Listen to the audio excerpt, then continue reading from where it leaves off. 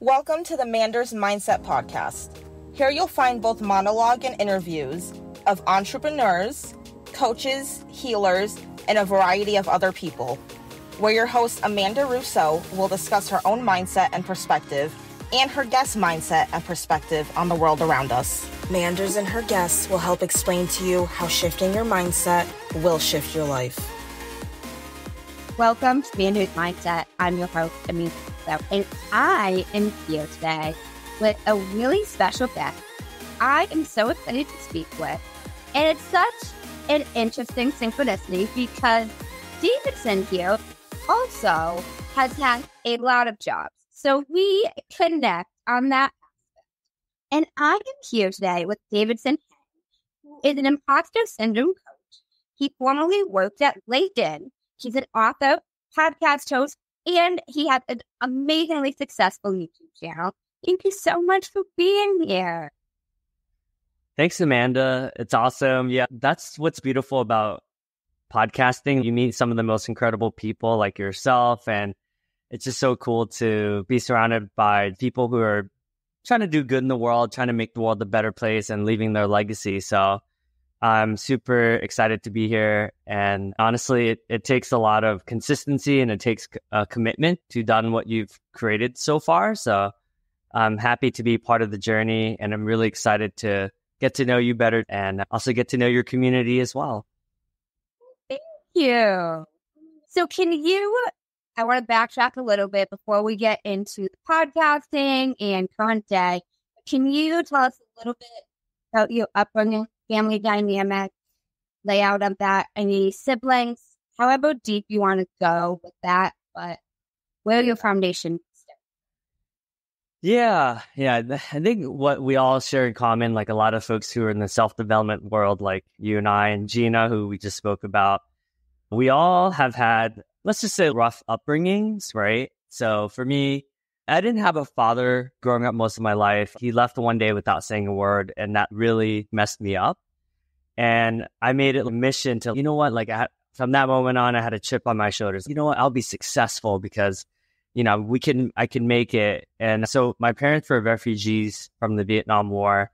So when they came here, I didn't realize this but from a lot of therapy and a lot of self-development, breath work as well, and just a lot of different modalities, I was able to have compassion. Oh, okay, my dad was hit by his father, and that's why he was unfaithful. And my grandfather had multiple mistresses. Needless to say, long story short, I would say intergenerational trauma has definitely been affecting me, my two siblings, my two sisters.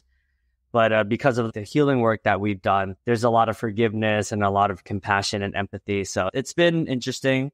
About family, it's not easy for everyone, is what I have to say about that. No, I get that. Now, you said your father randomly left from it. Have you seen him since? Have you spoken to him since? I reached out to him because I did this program called the Landmark Forum, which is like the self-development community that's pretty well known, I would say, in the healing space. And I called him, and I was shaking when I called him because I was just I don't know why I was so afraid to ask him, hey, what happened? Why did you leave us? And, being a kid, I made it about me. So I guess I wasn't good enough for him to stick around for.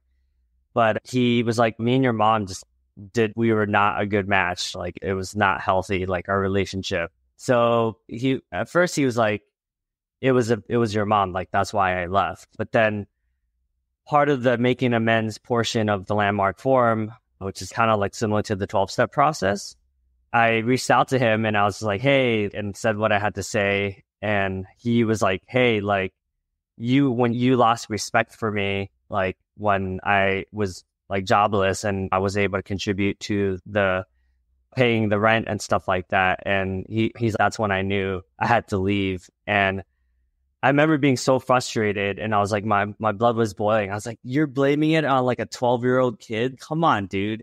But then now, upon just having compassion and empathy, I was you know what? I'll take ownership of it. Yeah, okay. I'll be honest, I did lose respect for you. And, we when he comes over, he'll stay at my place and stuff like that. But I would say I much better at setting boundaries so he doesn't take advantage of us, stuff like that. And I felt what you were saying. I will just say, in terms of calling your dad and feeling like you were shaking, I actually haven't said this on the podcast before, but not all of it. But I didn't meet my father until I was 26 years old, and I'm only 27 now, so it wasn't that long ago. Wow. I called him out of the blue, randomly, on a random Tuesday night, and looked his number up on Google, and I called him, star 67, and I left like a 5-minute voice message introducing myself very awkwardly, and I was shaking as well. And, it's tough, but it's a courageous thing that you did. And now you mentioned a 12-step process. What is this 12-step process? Oh, well, I know Alcohol's Anonymous has a 12-step process. I guess I did the landmark version, which is basically there's a self-development program that, let's just say I went off the deep end. It's like a pretty involved, I've done probably like 1,000 hours of it. But in that program, essentially, you make amends with every single person that you've ever had a falling out with, like any disagreement, anytime there's people that, any sort of negative emotion, or what I perceive, most people perceive as a negative promotion.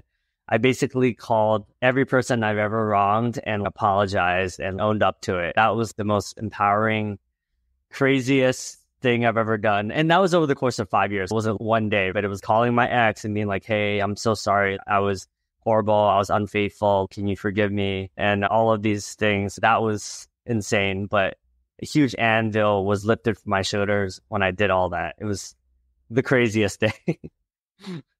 Oh, wow. When did you do that?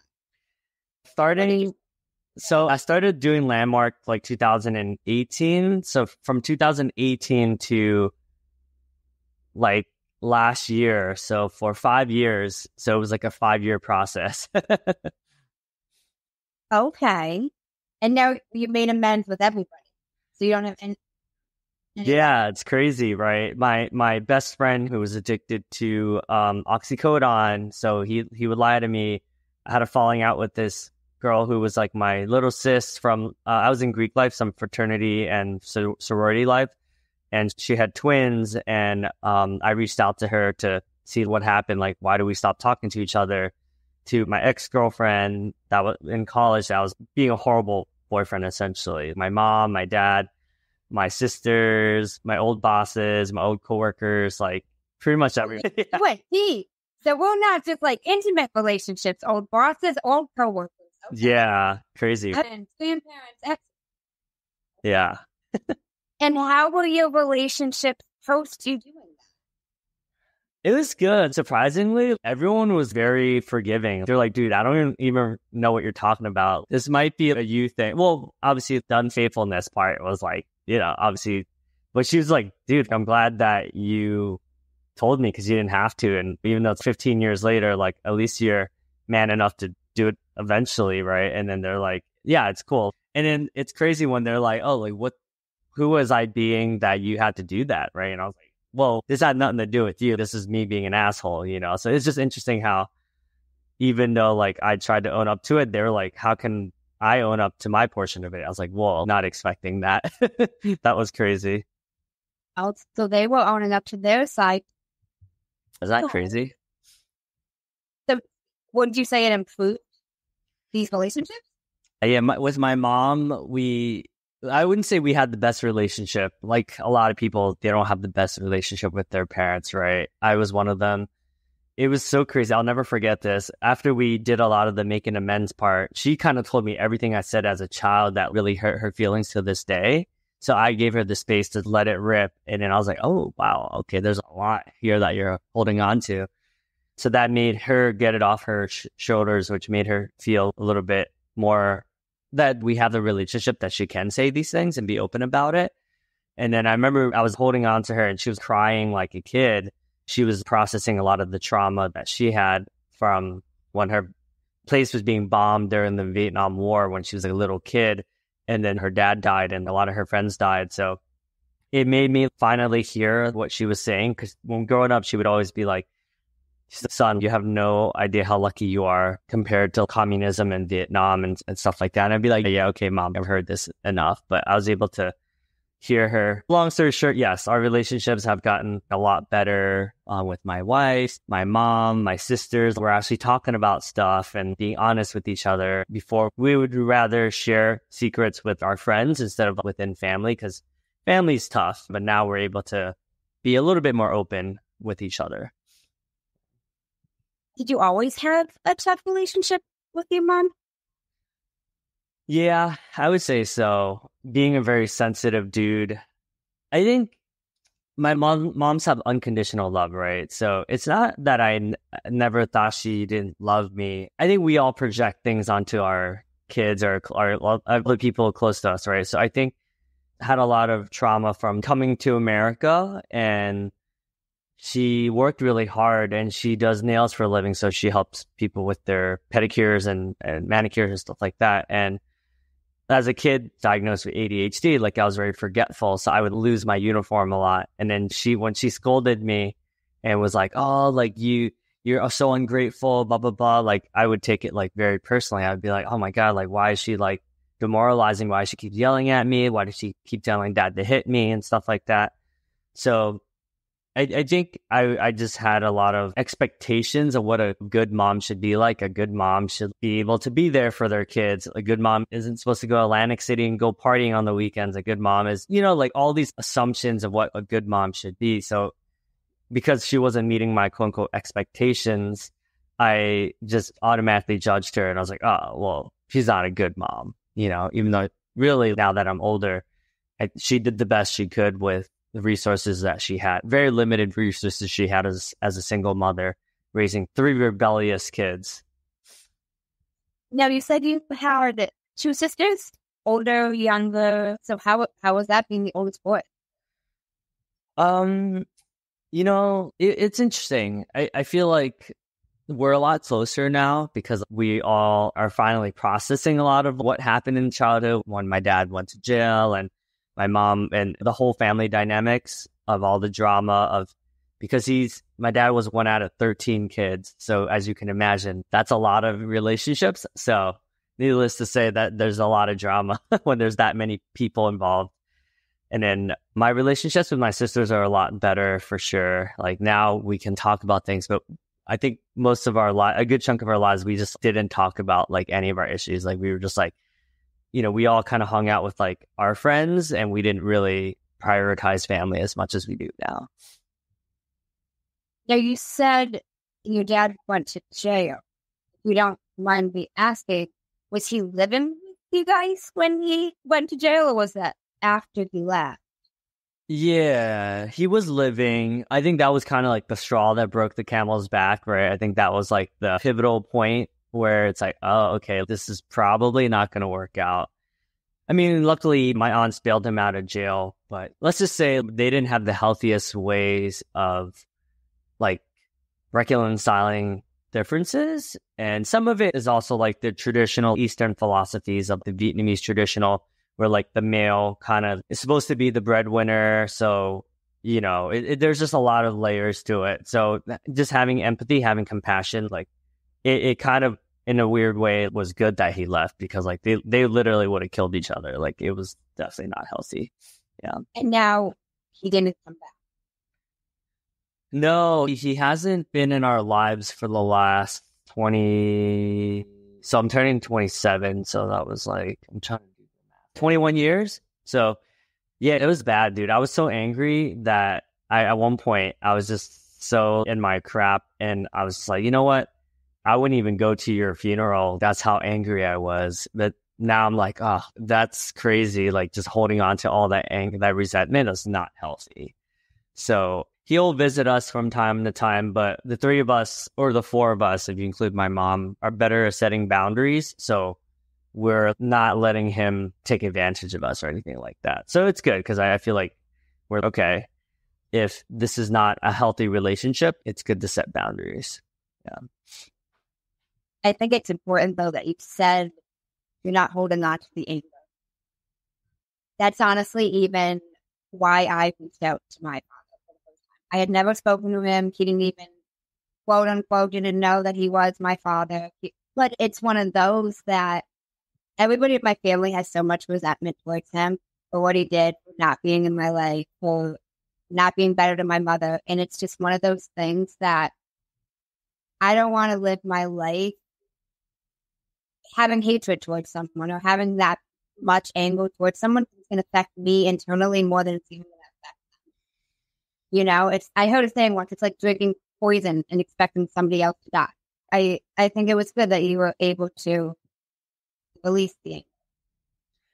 Yeah. I mean, this is like so crazy he said this, but when I called him, he was like, "Oh, you think you're heartbroken for me not being in your life? Like, I'm 100 times more heartbroken."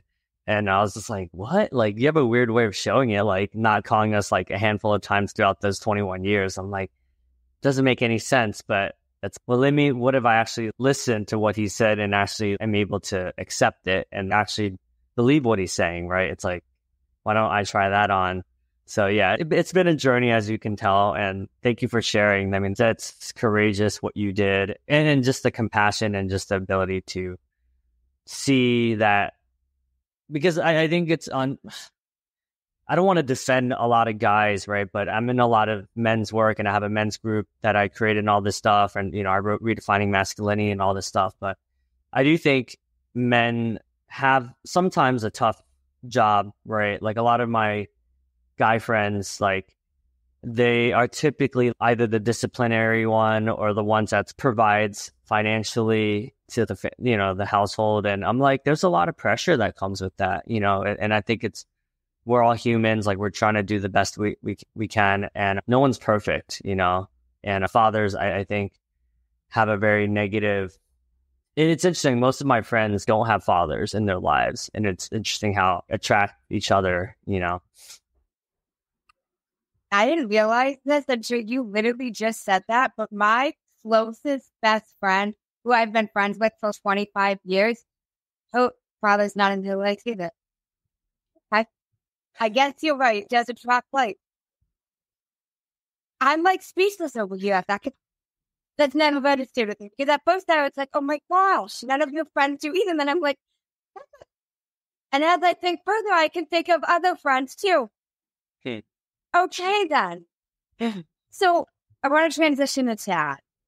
First, your upbringing. Did you go to college? What was schooling like for you?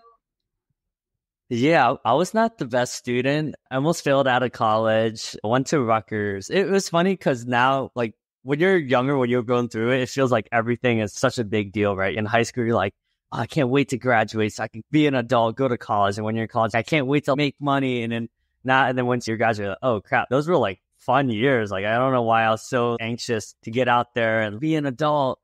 So yeah, I went to Rutgers, had an amazing time. I was definitely very popular, I guess you can say. I was always bringing people together, and I was at a lot of parties, and then I was like, I guess I'm good at bringing people together. So my whole life consisted of being a chameleon and then being able to fit in with almost every group, which is unusual. And I'm like, oh, I was being a chameleon. So that's why I feel like it was almost like what's your biggest strength is also your biggest weakness. So because I was so good at it, I was like, who am I? Like, if I'm not like trying to be someone who's trying to be likable all the time, And now, did you graduate college from Rutgers? Yeah, I graduated, and then I got my EMBA from St. Joseph's in Long Island. And then I did all these coaching certifications and basically spent like $150,000 on hiring coaches, doing all these certifications, traveling the world, and doing all the Tony Robbins, Landmark, Next Level Training, Summit of Greatness, all this stuff. But it's been fun. And job-wise, what did you start doing?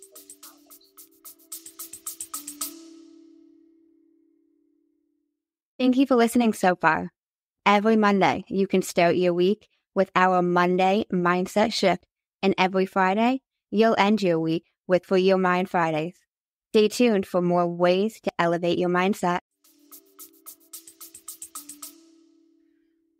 Yeah, so it would take the whole podcast. I had 30 different jobs in my lifetime. If you include internships, part-time jobs, summer jobs, like waiter, all these like side hustles. I've had 30 different jobs, mostly revolving like around tech sales, working at companies like LinkedIn, Fortune Magazine, Udemy, Coach Hub, TriNet. People that are in the HR technology space would probably know about a lot of these companies. So did you get into one of these companies right out of college or? I would say, so the most memorable jobs, I would say one of my jobs. So I was a dental assistant when I was in college. That was fun because I was pre-dental. And I noticed I also love kids. Like a common theme was like I was a babysitter. I worked at a preschool. I worked at a daycare. I worked at a pediatric dentist's office. So a lot around working with kids.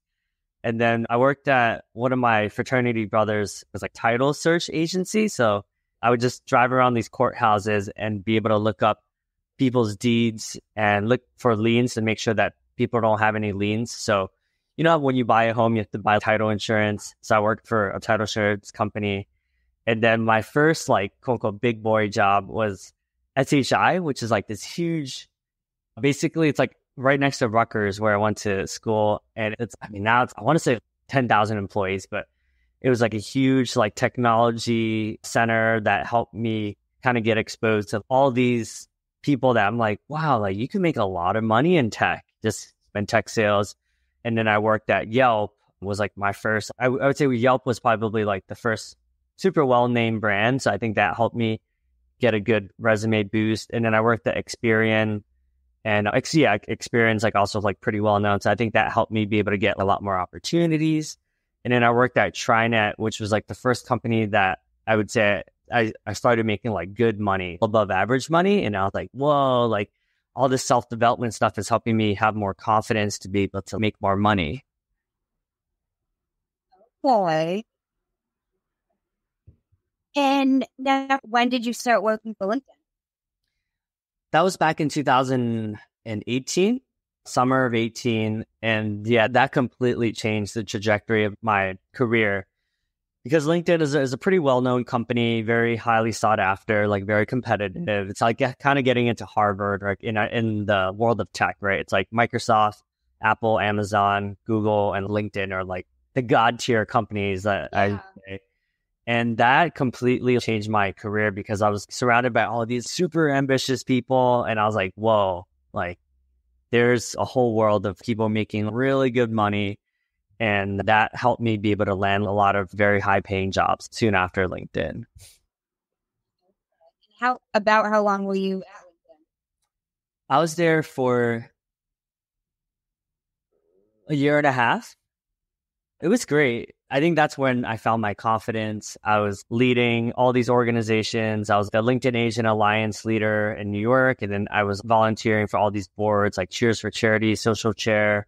I was helping build schools in Africa and like raising money for all like Orphans Future Alliance. I think that was probably where I felt the most in flow state, and that helped me be able to have confidence to be able to interview a lot of people and talk to executives. And that was when I really started making content on a daily basis. Okay. So that's when you started making content. Yeah, I would say that was the most consistent. Like that was when I was like producing a podcast episode, like at least one every week. It was insane. I don't even know how I did. Then I published like 100 episodes. It was crazy. Okay. So now, when did you start the podcast?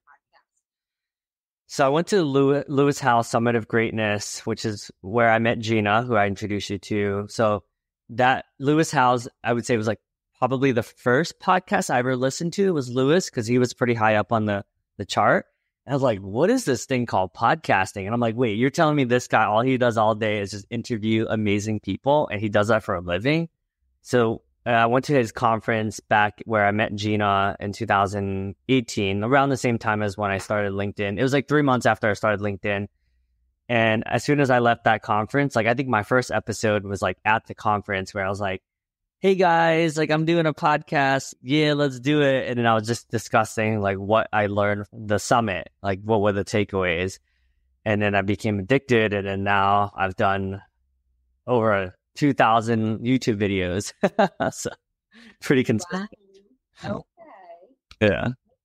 What what did you enjoy most about podcasting? Like, you enjoyed Louis Howe's event, and Yeah, I mean, it's rare to have a deep conversation like we're having. You know what I mean? Even some of my close friends, we're talking about other things. We're not talking about our daddy issues and the shared trauma bond of not having a father around, right? That's real stuff.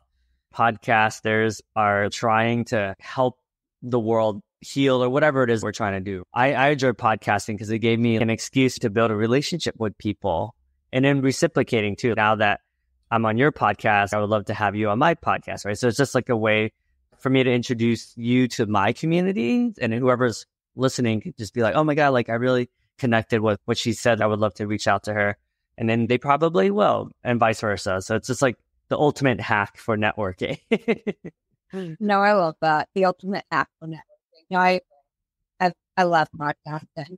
So I want to again, but I heard you talk and mention something on a podcast, and now everybody talks about imposter syndrome. You hear that phrase everywhere. But you mentioned the way to overcome it is how those 3 disempowering moments that have affected. And I have never heard anything like that. I have listened to a lot of podcasts on imposter syndrome, a lot, because I even feel imposter syndrome with being a podcast host. Yeah. So I would love if you could elaborate on that. First of all, very impressed that you did all this work. It's very honorable and much respected. So as a fellow podcast nerd, I respect that so much. I put a lot of thought into this. This is clearly something that I've been like, how do I communicate this in a way that lands? And I'm glad it sounded like it worked in your case. I was like, why do I always feel like an imposter no matter what? Even this year, just starting my own business, I'm like, I feel like such an imposter, leaving like hundreds of thousands of dollars behind to go on my own and to do this crazy thing called being a content creator, right? And I found like the common theme was like, oh, okay. Like anytime I'm doing something new that I haven't done, like anytime I'm challenging myself, I'm growing, is I feel imposter syndrome. But it's, instead of me relating to it, I'm like a fraud. It's, no, I'm putting myself in the ringer and I'm like purposely going through the boot camp of the world. And that's why I feel really uncomfortable. That makes sense. Okay. So whether it's, getting a job that's like first time breaking 6 figures, it's, oh man, I feel uncomfortable. Am I going to be able to execute? Like they're paying me this much. I need to make sure I add value. And then at 150K, and then again at 200K, it never stops. It's like the first book you publish, you're like, oh my God, who's going to read my book? And then 5 books later, you're still like, oh man, like who's going to read my book? But I think it never goes away. But I guess the framework that I have found that has been very helpful. Is that what you were referring to? Just elaborate on the framework. Yeah. Yeah. The way I think about it is there's 3 specific moments in our lives, like one as a child, one as a teenager, or one as an adult that have really messed you up. So I'll use myself as an example because it's just easier. When I was a child, I got held back from 2nd grade. Like who failed 2nd grade? Like that's embarrassing. So that moment, I made a story, which is I'm stupid. So I need to prove myself, right? Who fails 2nd grade? It's so embarrassing. And then as a teenager, I think what really messed me up was what my dad left.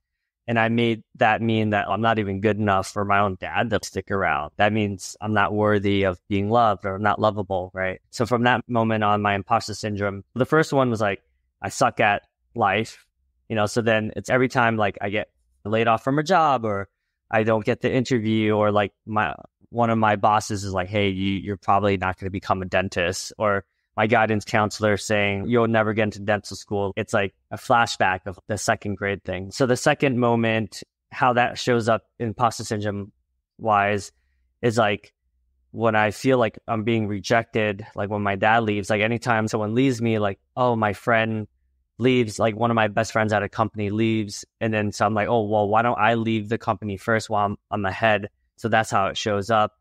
And then the third moment as an adult that has been the most impactful, I would say, is probably the 3 layoffs.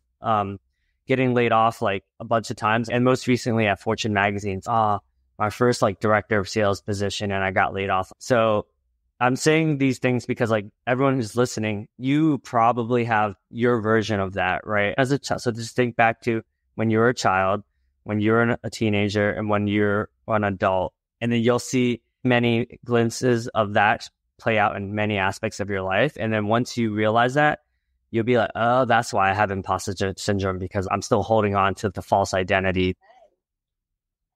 Wow.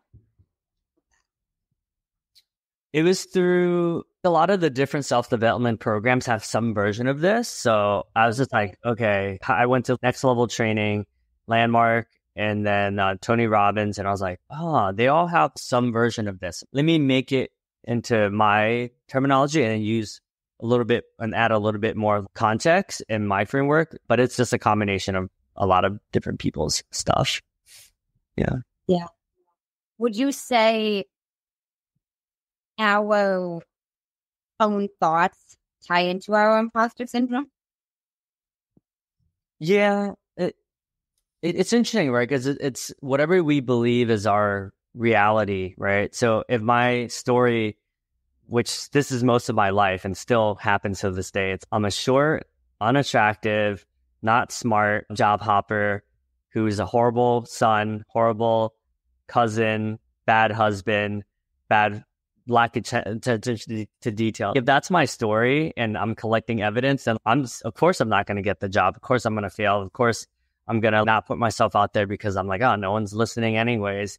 But if I like look at the reality, like just the facts, and it's okay, I was able to publish all these books. I was able to have almost 19,000 LinkedIn followers. It's like that didn't happen by accident, right? So it's once I am able to like put my imposter and stop collecting evidence, I can start collecting evidence. I'm like, oh, actually, I am a good friend. Like I got invited to all these weddings and I went to all these proms and all this stuff. And I'm like, oh, maybe I'm not a loser, you know? But it's interesting because it's like one day I could be like in myself wallowing in self-pity, and I could just collect all the evidence. Like, oh, this is when your mom said that you were mean to her. This is when your dad said that it's your fault. Or I could choose to focus on, oh, this is when my manager said you have the potential to be the Michael Jordan of our craft, right? And all this stuff. And I'm like, oh, what should I focus more on, right? And then, no one's perfect, but now I try to focus more on the empowering stuff. And then that will help me craft a better identity versus the first identity I told you, which is what I believe most of my life. I really like how you mentioned it didn't happen by accident. And I think even just saying that to ourselves in the moment, it will feel an imposter syndrome. Whatever you've done, like you put in a book, you published episodes, whatever it is, whether you're working out, you're working on your fitness, it didn't happen by accident. You didn't achieve some type of success, even if you're not to the end of where you want to be. I'm even thinking about that in terms of myself. I had recently been feeling imposter syndrome with the podcast, but when you said it didn't happen by accident, I'm like, I didn't accidentally publish over 60 episodes. It's a lot of times. It didn't happen by accident. So I think even that little reminder to yourself, he wouldn't accidentally invite you to the wedding. It's not like they said, hey, you wanna come over for pizza? Like, they accidentally invite you to the wedding. That's not an accident, you know? Yeah, and the cool thing with your podcast thing is, like, podcasting is cool because it's like forever, right? So your episodes will be listened to 60 years from now. That's what's crazy, because all stuff that I published, so I kind of tested podcasting, but I only lasted like 18 episodes, and then I stopped, and then I went back, and then I stopped. So I did start like earlier, I would say 2017. And basically what I'm saying is like episodes I published in 2017 are still being listened to like now. Like I'll get notifications and I'm like, that's crazy, So it to your point, yeah, I think we tend to be really hard on ourselves. So I think keep doing what you're doing. It's great. Now, outside of realizing like the 3 disempowering moments, do you have any suggestions for anybody feeling like an imposter in some area of their life? Yeah, the 3 practices that I would recommend that have been the most impactful for me is This is so weird. Like every time I make any of my clients do this, they're like, this is weird. I'm uncomfortable. But then afterwards, they're like, oh my God, everyone said so many nice things about me. So the first one is, without overthinking it, just call up if you're surrounded by people, if you have people that are close to you, like just their 10 closest people that you can think of, give them a call and be like, hey, I'm doing this. I'm doing like self inventory. When I walk into a room, what do I bring to the room?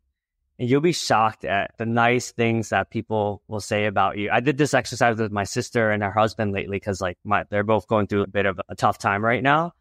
And even though I've done this exercise for all of my clients, like I did it again just to show them like, hey, like you answer for me just to see what it's like. And I was like blown away by all the nice things they said. And I'm like, oh my God. And sometimes you do but sometimes it's helpful to get a reality check from people who know you because they're usually nicer than you are with yourself. So they were saying all these amazing things like you're inspiring, you're motivational, you have good work ethic, all this stuff. And I'm like, whoa, it's so weird to hear that. So that's the first exercise. The second exercise is called the survival mechanism, which I learned from accomplishment coaching, the year-long coaching program I did.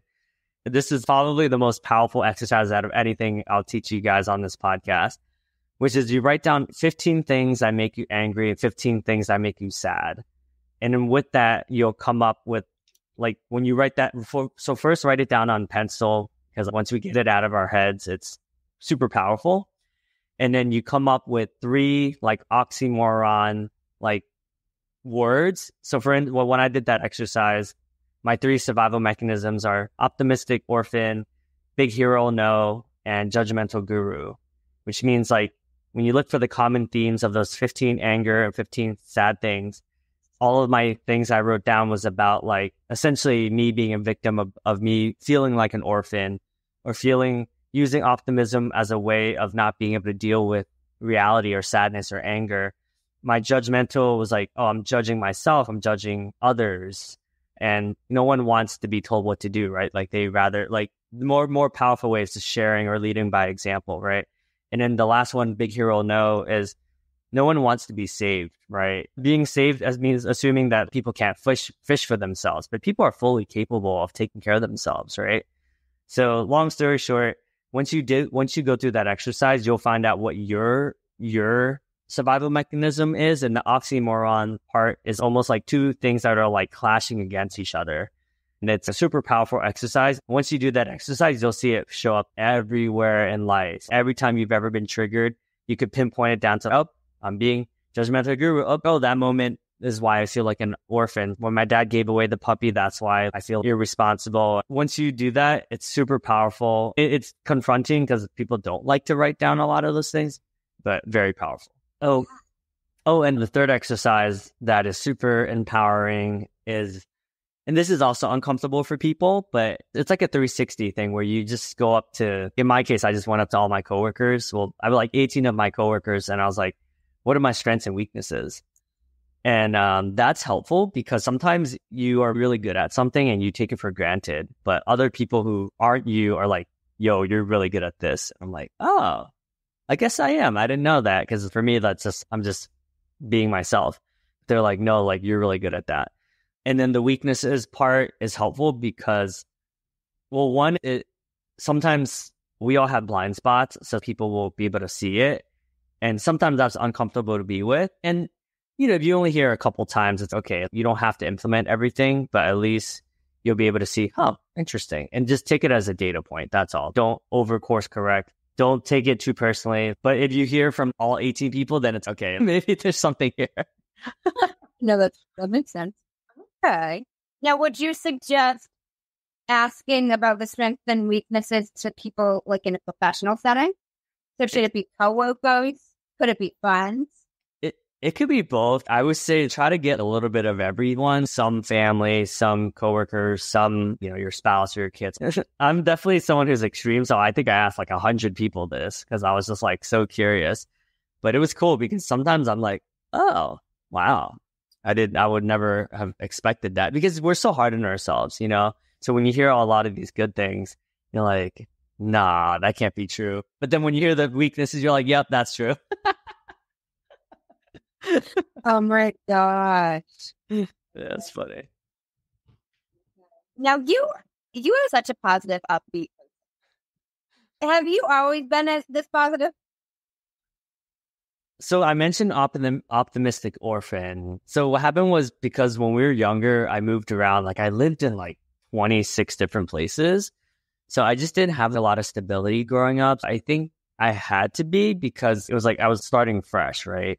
Whether it's starting a new job or moving into a new state. So I think I had to do, and honestly, part of it was because it was like a defense mechanism. I mean, I think now I'm not as false positive, but I'm not gonna lie. There are moments where I'm like, well, if I just pretend that I don't have to pay the bills, like maybe it'll go away. And then I'm like, oh, never mind, that doesn't work. Okay. But yeah, I know I try to be positive, right? Because at the end of the day, it's like people, and even driving Uber, like I've driven maybe like 300 people in the last 6 months. And like literally yesterday, I drove this woman who her son died and he was only 33 of pneumonia. And she was like devastated. And I was just like sitting in the car, like just not trying to be a therapist, but she was unloading all of that. And I'm like, oh my God. But I'm just mentioning that because I'm blessed that I don't have anyone close to me that has died of pneumonia. And I'm just present to how lucky I am sometimes, just even being here with you. I've only done it for 6 months now, but I'm very proud. I've gotten all 5 stars so far, no less. So I'm like, yes. What made you decide to start Uber? I like meeting people. So I was like, huh, you get to meet like new people all the time. So it's cool because where I live is pretty diverse. So I've met folks, learned more about Ghana, Panama, like Puerto Rico, Dominican Republic, Nigeria, Greece. It's just cool to be exposed to all that. So for me, it's just, I know some people that sounds exhausting. They're like, yo, I would do not talking to that many people. But every time I talk to a new person, I'm like, hey, I'm live streaming for my YouTube channel. And they're like, oh, cool. And then they love it. They're like, that's awesome, man. And then I get a new follower because of that as well. Now, you transitioned from working corporate to coaching. When did you make that transition? So I've been coaching part-time since 2009, but the last 7 months have been on a more full-time basis. Dude, entrepreneurship is hard, and I would, if you're listening to this and you're thinking about it, like definitely make sure, and everyone told me this, but I'm the type of person that doesn't like listening to people, so, or I like to learn the hard way is another way of saying it. Make sure you have a year's worth of cushion, I would say, just because then you're able to make smarter decisions. You're not like just taking any client that will give you money, right? Because as you know, like not everyone is a good client. But it's been rewarding as well because I've been very fortunate. Like I've been interviewed on maybe 30 different podcasts since I started to do this more frequently. So that's been cool to be able to meet so many interesting people. Now, what kind of coaching do you do? Yeah, it's a lot of my clients are like Asian males because we all struggle with a lot of the imposter syndrome stuff and like the self-confidence stuff. Mostly because like for the majority of, well, I would argue still today, like Asian males are typically not viewed as like masculine, right? We're like usually the person getting picked on or the loser or the nerd or whatever. So a lot of my clients, we all struggle from the same thing, which is essentially just a lack of confidence. So a lot of it is around confidence. And then it's funny because I get a lot of referrals from the spouses or the partners of the guy. So I get referred by their partners. They're like, hey, you should talk to Davidson. And then that's how some of the coaching happens because they're like, usually they have had daddy issues as well. And and then once we kind of work through a lot of that, then they have the space to finally propose or marry their spouse.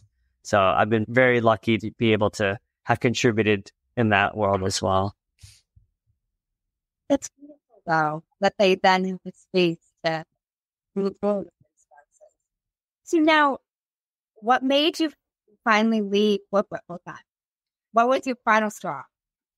I've always been a bit of a contrarian in a weird way. And honestly, I think I was just burnt out. Like my winning formula, which got me here, was like, let me just outwork everyone. I'm going to make more dials, make more podcast episodes. I had to perform.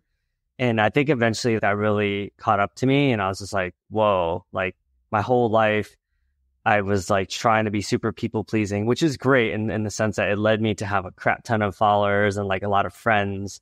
But then I was like, you know what do I want to do that's not what everyone else wants me to do?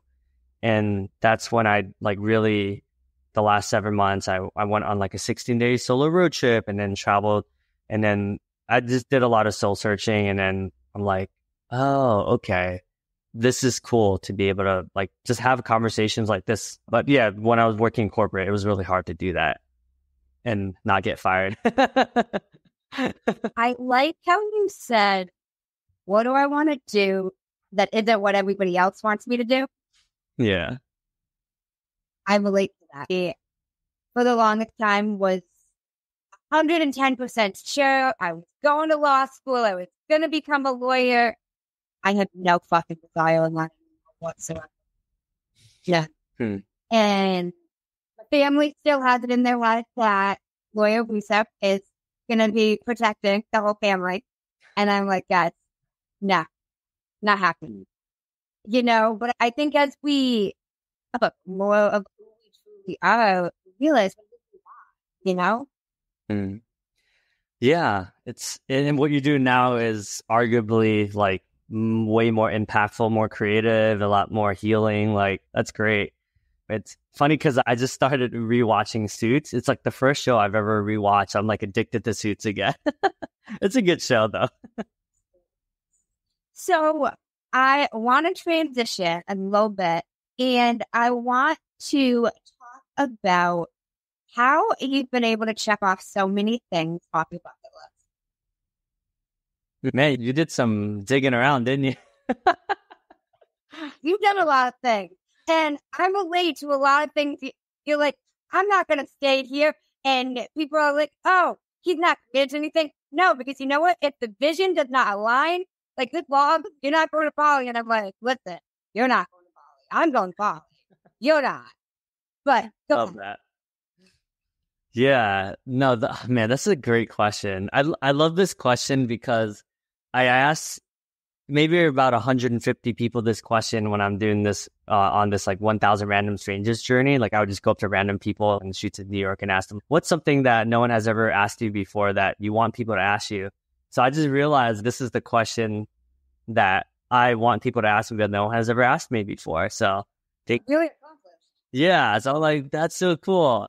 I think it's, to your point, it is easier said than done, but it's once we stop caring about what other people think, and honestly, some of it is because I had friends that have passed away recently and at a young age. So I'm like, man, if I passed away at their age, I would have regrets. Like, what would those regrets be? A solo road trip. Let's do a 16-day solo road trip. So that's, I would say it's like, all right, let me think back to, and some of it, I'm not gonna lie, it's just like, okay, what is like the most uncomfortable thing for me to do? So writing a book would be super uncomfortable because I would just have so much imposter syndrome around it. I'm like, all right, let's do it.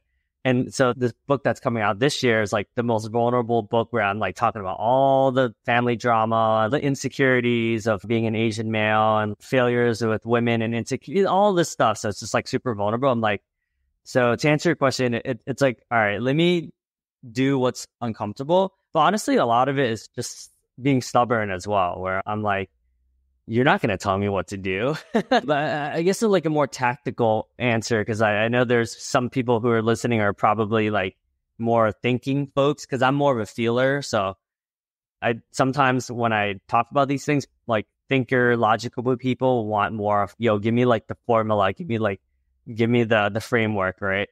So I would say more simply, a vision board has helped. So I'll do vision boards every year before Jan 1st, where I'll put all the places I want to go to. So it's, Fiji, when I did that came true.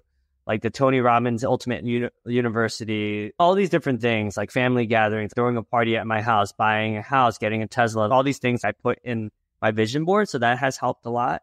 And it sounds like you do some of this as well, where visualization has helped. So every morning well, I tried. I'm not perfect. Every morning when I remember, I'll do Tony Robbins priming, and I'll journal on 7 things. Well, so the 7 things I journal on are like, what am I grateful about? What am I proud of? How did I add value to someone else? Who loves me and who do I love? And just to kind of reflect like what went well and what could have gone better. And those things just help me get into a more positive mindset. And then having a ton of coaches and a ton of, I try to communicate with everyone, like most of my goals, because I feel like public accountability helps you be able to, if I'm like, hey guys, like my goal is to get like 1 million subscribers, like I'm doing it because I don't want to, well, one, I think it just shows like anything you put in the universe is more likely to happen. And 2, like when more people know, like next time they'll see me, let's say I say that to you, the next time I see you, oh, like how's that coming along? You'll, in a weird way, like kind of hold me accountable to it. And then it's just something to talk about. Yeah. And I like how you mentioned regrets, because I've been like heavy on that theme, and I said like this exact quote. My listeners probably fucking hate it by now, but like I say this all the time. We're here, then we're not. You know, we've all gotta do something to make money. It's part of fucking the society that we're in. But at the end of the day, like I had a guest say to me once, what is gonna make you sit on your deathbed or at the end of your life and shed a tear because you're so happy with how meaningful it was? You going to work every single day is not gonna make you say that. I'm sorry. No, this is not me telling you to not work at all. I get it. It's fucking America. However, you know, we never know when that day's gonna happen. Like one of my best friends in high school passed away from colon cancer. She was 16 years old. Oh. And I'll never forget, one of the last things she said to me was, all I want to do is graduate high school. If she didn't, she passed away sophomore year. And you know, it's like, none of us are guaranteed to wake up tomorrow. So if there's something you really want to do, if you can make it physically, financially work, fucking do it. Get on the fucking plane, book a ticket, and go. This is probably the worst advice of what I'm about to say, which is even if it's not financially feasible, just freaking do it, because you'll find a way. And this is from someone who, like, I'm not gonna lie, I have a crap ton of debt, but it's like I technically wasn't able to afford Mexico and London and Fiji and Hawaii and Paris and all this stuff. But I'm like, you know what? To your point, if I died tomorrow, I would be like, thank God I went to those places that I wasn't able to afford. Like, here we have the money for this. Worst case, I'll buy a one-way ticket and I just won't come back. No, that's literally what I was going to do. Quite possibly the worst advice ever, like disclaimer. But it's true, right? It's now you have that experience and now no one can take that away from you. So that's beautiful. That's a great lesson. Exactly. And honestly, guys, like, okay, maybe put some logic in your mindset before you make some crazy rash decisions. But it's true. At the end of the day, like, none of us are living forever. Yeah. So I don't give a fuck what you believe in religious-wise, afterlife-wise. This fucking one life, as Mandabuso right here, right now, I'm living once. So. Amen. You know? That's a big deal. But I like how you mentioned the vision boards and the visualizing. Do you do a vision board every year? Yeah. And then I also share it with my friends and online, because I think humans, we're very public creatures. So when I put it out there, it's not to be like, oh, I'm so cool, but it's just like the more people know about it, either whether it's subconscious or not, I want it to happen. And sometimes people can help, right? If my vision board is like, hey, I'm running an ultra marathon, and then all of my ultra marathon friends would reach out to me and be like, oh, do you want to do a race together? So that part is cool too, because all of my CrossFit goals, like a lot of these more fitness goals, was because like I put it out there, and then my friends would help me because they'd be like, oh, I saw that you wanted to run like a half marathon, like you want to do one, like next I'm doing this one. I'm like, oh yeah, let's do it. So it is cool to just let people know. And of course there's going to be haters, but at the end of the day, there'll be more people that would be like, damn, that's cool. And then they'll be like, oh, you inspired me to do a vision board. And then they'll show me their vision board. I'm like, oh. Now, when you make these vision boards, so like your pictures on them, do you get them from online, from magazines? Where do the pictures or the images come Mm. Yeah, there's a lot of I've done a bunch of different ones. Some people like the magazines because of like the old school, and like people like the arts and craft of doing that, and that's like more creative, like a little bit more artsy. I would say I've done a combination of like printing out like the hotels and the resorts that I want to stay at, like in different countries. So I'll usually screenshot or I'll download it and put it on Google Slides. And then sometimes I'll buy like a big poster board and then I'll like just put it on there. But usually it's either it's like my background on my phone or I print it out and then I can see it. Yeah. So that's helpful. Now, I've made a vision board. It was early February. And it's interesting because I'm looking at it right now, but it's the first time I've ever made one with like magazines. And I did it at this retreat I was hosting breathwork at. And I had so many water images. And now I had actually accepted a job in Florida, had it in my head. I was moving to Florida. There's going to be a paralegal down there. I didn't end up moving to Florida. And it's really interesting to me because one of the pictures, like in this, I have no idea where these actual bodies of water are, but one of them looks almost identical to a body of water I saw in Bali. That's crazy. Exactly, right? It's hard to explain, but it just works. Yeah. Yeah. And I had trees on my vision board in a bed. I had a book on there that said, "I'm not dead. Now what?" Maybe that was symbolizing Bali. I don't remember. But I like how you mentioned visualizing as well. That's something I do every morning at the start of the day. I like, what do I like to be? You know, like your reality. Have you heard of a man named Mike Dooley? No, he's like the spiritual guru guy. I'm probably not going to describe him well at all. He's a New York Times bestseller and author. He created something called Notes from the Universe, and it's like this email thread that he sends out, and he emphasizes about thoughts becoming things. He was in the movie The Secret. I've learned a lot from him, but he's somebody that I really learned about the power of visualizing to create what we want our reality to be. And he's somebody that said something that was really powerful to me because I did a workshop. I don't remember which workshop it was. But he talked about how so many people say to him, what if I'm not sure what I want my reality to be? You know, if you can't imagine it, maybe you don't know. And he had a really great suggestion. He said, just imagine yourself super joyful. You're super happy. You're super elated. It doesn't have to be for a reason. You're smiling. You're jumping up and down, and just visualize that. And, you know, he also emphasized you don't want to do it for too long. Because if you do it for too long, your mind's going to start to wander and not visualize. So every morning, I do it for 4 minutes and 44 seconds. Yeah, I'm looking at his stuff. I think I would love his books. This sounds amazing. This is incredible.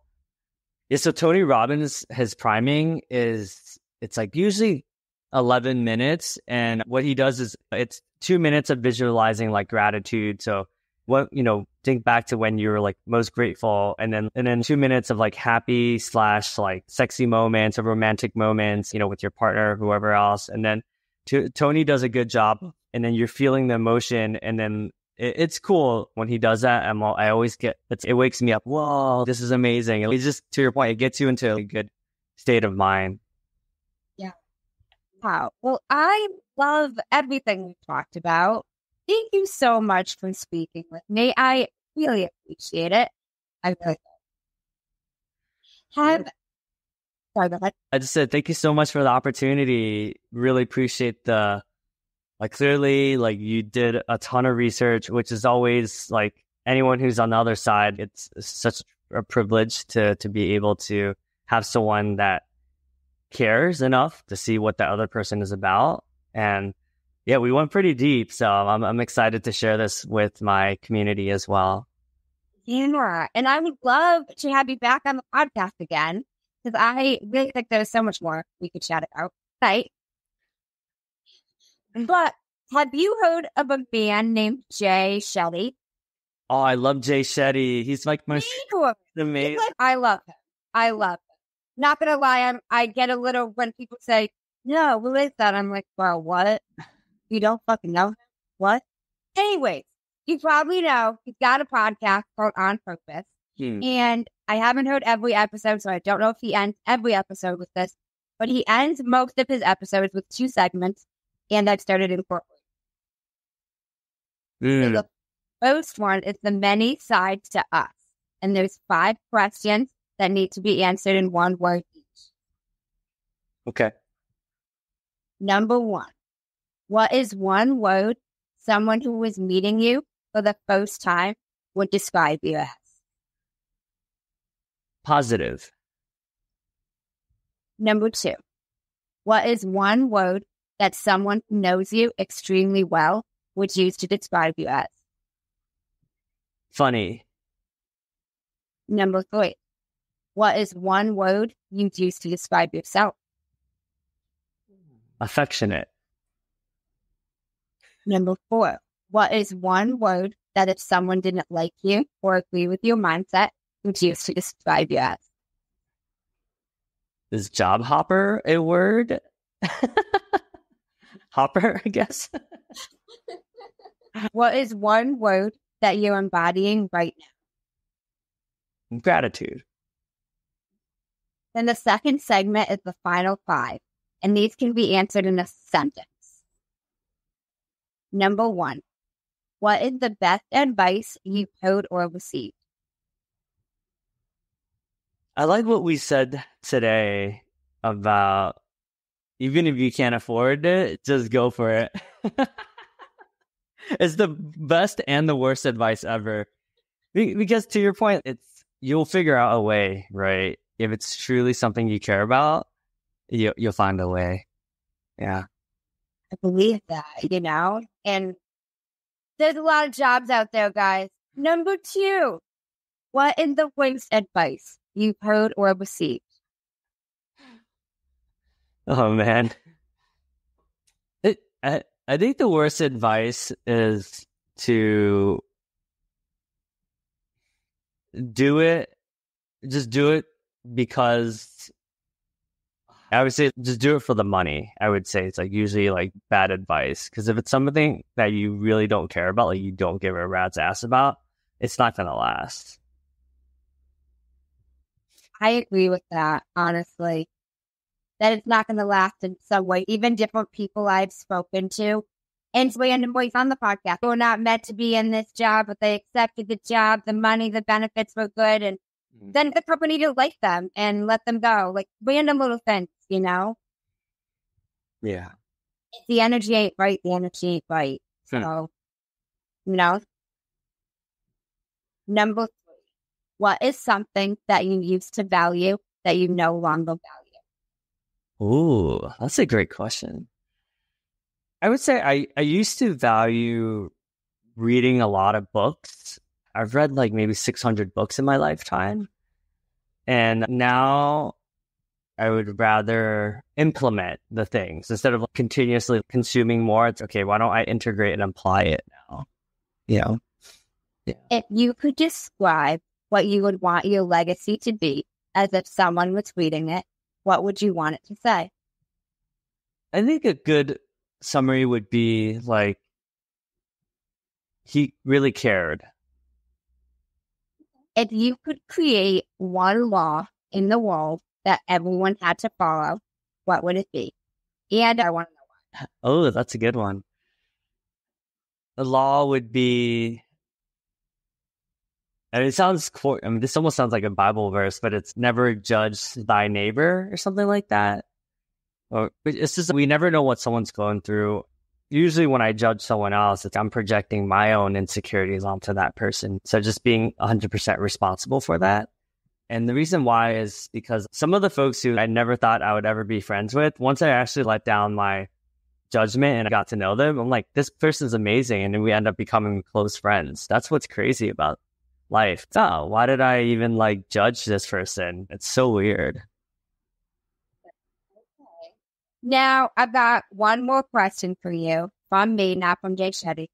But if you happen to have the attention of the whole world for 5 minutes, what would you say?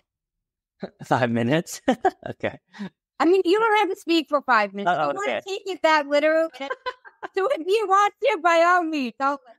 Yeah, I love this question. This is such a good question. Very thorough. It would be simply the order that I would share is don't be afraid to invest in coaching / meditation / breath work / like self-development, for instance. Once we are comfortable with ourselves, once we are able to be with ourselves, we'll grow a lot. So I would say like always invest in yourself. Like the biggest investment you can make is within yourself.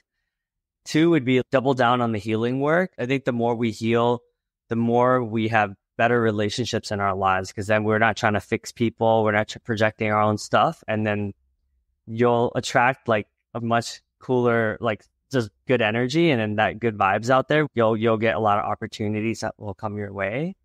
Number 3 is everyone should have a side hustle, like what you're doing right now, or a project that they're super passionate about, because life is just so much better because you're leaving your legacy more intentionally, right? So I would say that. Actually, I would say the 4th one, the last one is just, I think everyone should write a book. Like having a book is so cathartic and just, it's such a good healing process because then you're just putting everything out there and then there's no shame because you're just like, wow, like this is my stamp or this is like my lesson, whatever it is that you want to share with the world. So it's been a pretty cool experience to do that. Yeah. I'm all over social media, so you can search my name, Davidson Hang. In the order of the most active, I would say it's like YouTube, LinkedIn, Facebook, Instagram, and TikTok. And then Twitter is not as active. But I'm pretty active on all those tools. And yeah, I love meeting people. Thank you so much for reaching out if you do. Thank you so much for speaking with me. Awesome. Thank you so much. And do you prefer Amanda or Manders? Amanda. There's a lot of people call me Amanda, but I prefer Amanda. Well, thank you so much, Manners. This has been truly a privilege, and it's been awesome connecting with you. And I'm just so happy to be a part of it. And I look forward to many more interesting interactions with you. I do as well. And thank you guys for tuning in. In case no one told you today, I'm proud of you. I'm rooting for you, and you got this. As always, if you enjoyed the show, I would really appreciate it if you would leave me a 5-star rating, leave a review, and share it with anyone you think would benefit from this. And don't forget, you are only one mindset shift away from shifting your life. Thanks, guys. Until next time.